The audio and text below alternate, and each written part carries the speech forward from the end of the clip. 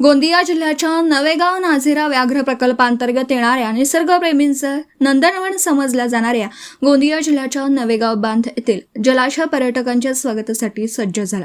विदर्भाच्या पूर्व टोकावर वसलेल्या आणि चहूबाजूंनी डोंगर रांगांनी वेढलेल्या या 3000 एकर विस्तारित जलाशयात आज भव्य नौका विहाराचे उद्घाटन खासदार प्रफुल्ल पटेल यांच्या हस्ते शुभारंभ करण्यात आला।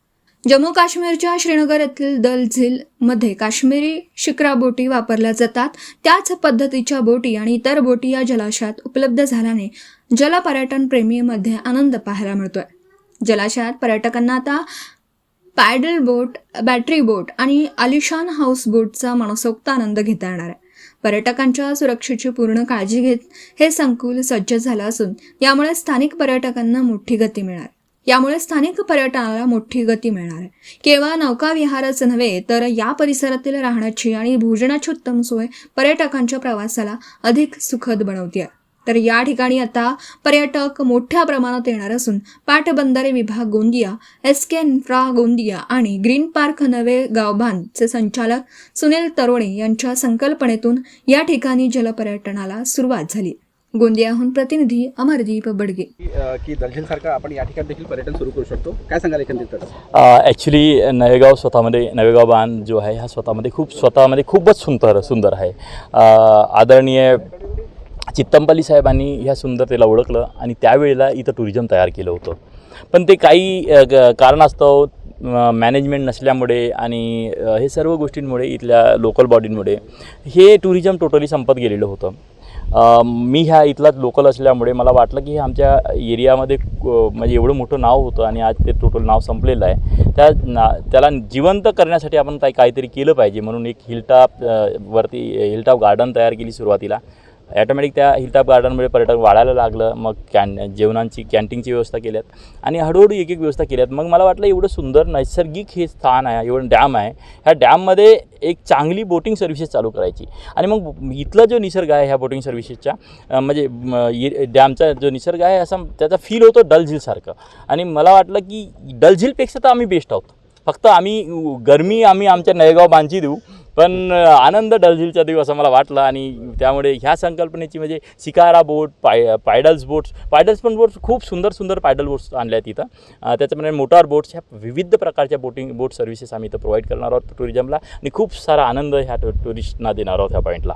डिझेल विरहित बोट आपण या ठिकाणी वापरता, काय नेमकं त्यामागचं कारण आहे? इथं पोल्युशन महत्त्वाचं म्हणजे आम्ही पोल्युशनवर खूप जास्ती कंट्रोल करतोय।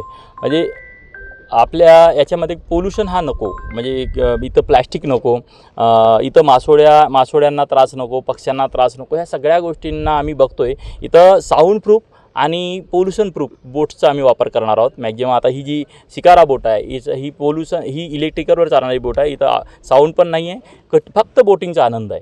त्याचप्रमाणे एक मोटार बोट आहे, ती पण आमच्याकडे सुझुकी कंपनीची आम्ही मोटार यूज करतो, ते पण पेट्रोलवर असतो, तिथं ऑइल वगैरेचा कुठंच वापर नसतो, त्यामुळे पोल्युशनचा विषयच नाही। इंटरनॅशनल स्टँडर्डच्या मोटार आम्ही वापरतोय, त्यामुळे ह्या बोट पण एकदम स्टँडर्ड लेवलचे आहेत। त्यांनी काश्मीरी बोटीचं लोकार्पण करण्यात आलं आहे, काय सांगाल? आज आमच्या गोंदिया जिल्ह्याच्या एक अत्यंत म्हणजे रमणीय आणि नैसर्गिक स्थान नवेगाव बांध आहे। इथून या जलाशयामधून इरिगेशन पण होत आहे, इथे मासेमारीसुद्धा मोठ्या प्रमाणामध्ये इथल्या संस्था करत असतात। सोबत इथे वन आणि इत्यादी जे काही निसर्गाने चांगले स्थळ दिलेले आहे हे आजूबाजूला आहे आणि MTDC कडून सुंदरसा अत्याधुनिक रिसॉर्टसुद्धा बांधलेलं गेलेलं आहे आणि त्यामुळे पर्यटक नवेगाव बांधला पूर्वीपासूनच यायचे। इनफॅक्ट याचा पूर्वीचा म्हणजे जे ख्यातीचा नाव होता doctor Salim Ali bird sanctuary म्हणून, हे अख्खा भारतामध्ये जगामध्ये प्रसिद्ध आहे।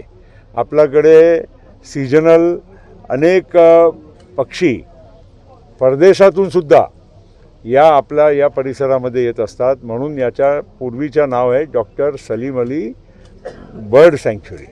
आणि आता नवेगाव नागझिराला जोडून NNTR हे मोठा एक परिसर तयार करण्यात आलेला आहे। या सगळ्या बाबतीमुळे आपल्याकडे पर्यटकांची गर्दी वाढली आहे, आपल्यालाही त्यांना आकर्षित करायचं आहे आणि आपले आमदार साहेब राजकुमारजी बडोले यांनी विशेष लक्ष इथे देऊन इथे हे MTDCच्या रिसॉर्ट अत्यंत सुंदर त्यांनी तयार करण्यामध्ये पूर्ण म्हणजे योगदान दिलेलं आहे आणि सोबत इथे बोटिंग इत्यादी इथे झिप लाईन वगैरे अनेक म्हणजे पर्यटकांच्यासाठी चांगले इथे म्हणजे उपक्रम चालवत आहे।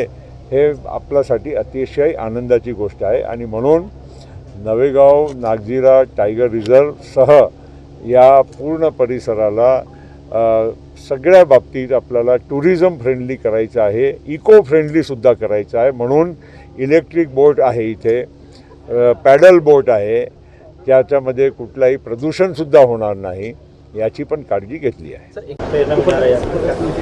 निश्चितच आज नवेगाव बांध या ठिकाणी नौकानहनचा या ठिकाणी लोकार्पण झालेला आहे।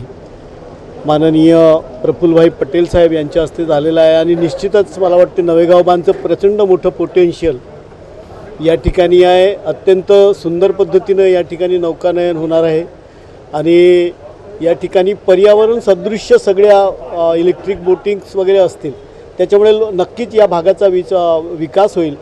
रिसॉर्ट अत्यंत सुंदर पद्धतीनं होत आहे, त्याचबरोबर आता या ठिकाणी अजून 50 कोटी रुपये खर्च करून संपूर्ण नवेगाव बांध क्षेत्राचा विकास करण्याच्या आणि अत्याधुनिक सोयीसुविधा निर्माण करण्यासाठी शासनाच्या माध्यमातून या ठिकाणी आता पुढचा प्रोजेक्ट पण सुरू होणार आहे।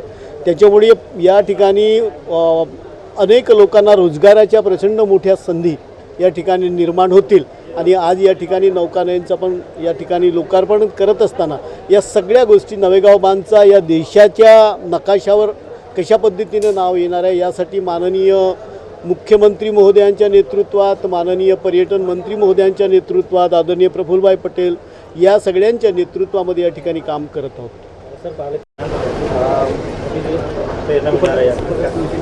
निश्चितच आज नवेगाव बांध या ठिकाणी नौकानहनचा या ठिकाणी लोकार्पण झालेला आहे।